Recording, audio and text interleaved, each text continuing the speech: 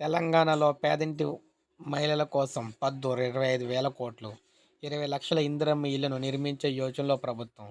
తొలి ఏడాదే 4 లక్షల ఇళ్లు నిర్మించే దిశగా కసరత్తు. సో, తెలంగాణలో గతంలో గత సర్కారు డబుల్ బెడ్రూమ్ ఇల్లు ప్రాధాన్యత సంతరించుకుంటే ఇప్పుడు ఏకంగా ఇందిరమ్మ ఇల్లు అని చెప్పి తీసుకొస్తున్నారు. ఈ ఇందిరమ్మ ఇల్లు అనేది దాదాపు 20 లక్షల ఇల్లు అయితే కట్టాలని చెప్పేసి భావిస్తున్నారన్నమాట. నిరుపేదలకు గృహవసతి కల్పించేందుకు ఈ ఆర్థిక సంవత్సరంలో 25,000 కోట్లు ప్రతిపాదించాలని ప్రభుత్వం ప్రాథమికంగా నిర్ణయించింది.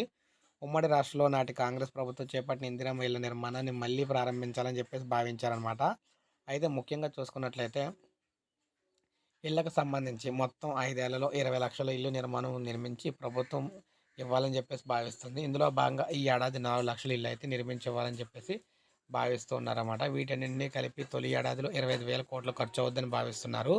ఇక డబుల్ బెడ్రూమ్ ఇల్లు విషయానికి వచ్చినట్లయితే గత ప్రభుత్వం మొదలై పూర్తి కాకుండా మిగిలిపోయి ఉన్న డబుల్ బెడ్రూమ్ ఇల్లును పూర్తి చేయాలని కాంగ్రెస్ ప్రభుత్వం నిర్ణయించింది. ఈ ఇళ్ల నిర్మాణం కోసం 2,000 కోట్లను కేటాయించాలని కూడా భావిస్తున్నారు. ఈ మేరకు ఏర్పాట్లు కూడా చేయాలని కూడా భావిస్తున్నారు.